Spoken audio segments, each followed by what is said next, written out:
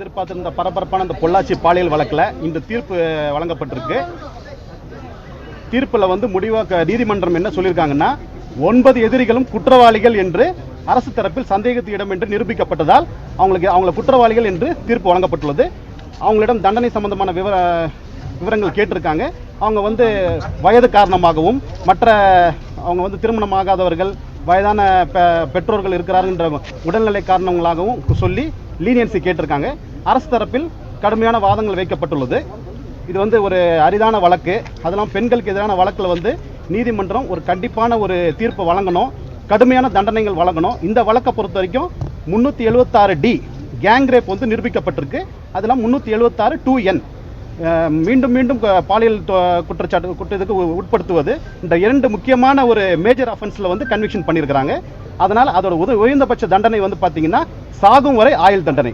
அதை அரசு தரப்பில் தெளிவாக ரொம்ப அழுத்தமாக அந்த உச்சபட்ச தண்டனை வழங்க வேண்டும் என்று நாங்கள் கோரிக்கை வச்சிருக்கிறோம். நீதிமன்றம் அதை பரிசீலனை பண்ணுவாங்க. குறைந்தபட்ச தண்டனையை அதில் 20 ஆண்டுகள் நாங்கள் உயர்பட்ச தண்டனையை வழங்க சொல்லி கேட்டிருக்கிறோம். 12 மணிக்கு தண்டனை விவரங்கள் வழங்கப்படும். மேலும் எங்களோட வாதத்தில் பாதிக்கப்பட்ட பெண்களுக்கு நஷ்டீடு வழங்க வேண்டும். இந்த பாலியல் குற்றச்சாட்டு வழக்கில் அது ஒரு முக்கியமான ஒரு அம்சம் என்பதால் அதையும் உச்சநீதிமன்றம் உத்தரவின் அடிப்படையில் அதையும் நாங்கள் முன் வச்சிருக்கோம். உச்சநீதிமன்ற உத்தரவின் மேற்கோள் காட்டி உத்தரவு வச்சிருக்கிறோம். நாங்கள் நீதிமன்றம் பரிசீலனை பண்ணி 12 மணிக்கு உத்தரவு வழங்கப்பட்ட தண்டனை விவரங்கள் வழங்கப்பட்டதா சொல்லியிருக்கிறாங்க. தண்டனை வழங்கினதுக்கப்புறம் நான் உங்களை சந்திக்கிறேன். எதிர்பார்த்திருந்த பரபரப்பான இந்த பொள்ளாச்சி பாலியல் வழக்கில் இந்த தீர்ப்பு வழங்கப்பட்டிருக்கு. தீர்ப்பில் முடிவாக நீதிமன்றம் என்ன சொல்லியிருக்காங்கன்னா, 9 எதிரிகளும் குற்றவாளிகள் என்று அரசு தரப்பில் சந்தேகத்து இடம் என்று நிரூபிக்கப்பட்டதால் அவங்கள குற்றவாளிகள் என்று தீர்ப்பு வழங்கப்பட்டுள்ளது. அவங்களிடம் தண்டனை சம்பந்தமான விவரங்கள் கேட்டிருக்காங்க. அவங்க வயது காரணமாகவும் மற்ற அவங்க திருமணமாகாதவர்கள், வயதான பெற்றோர்கள் இருக்கிறார்கின்ற உடல்நிலை காரணங்களாகவும் சொல்லி லீனியன்சி கேட்டிருக்காங்க. அரசு தரப்பில் கடுமையான வாதங்கள் வைக்கப்பட்டுள்ளது. இது ஒரு அரிதான வழக்கு. அதெல்லாம் பெண்களுக்கு எதிரான வழக்கில் நீதிமன்றம் ஒரு கண்டிப்பான ஒரு தீர்ப்பு வழங்கணும், கடுமையான தண்டனைகள் வழங்கணும். இந்த வழக்கை பொறுத்த வரைக்கும் 376D கேங் ரேப் நிரூபிக்கப்பட்டிருக்கு. அதெல்லாம் 376 2N மீண்டும் மீண்டும் பாலியல் குற்றத்துக்கு உட்படுத்துவது, இந்த 2 முக்கியமான ஒரு மேஜர் அஃபென்ஸில் கன்விக்ஷன் பண்ணியிருக்கிறாங்க.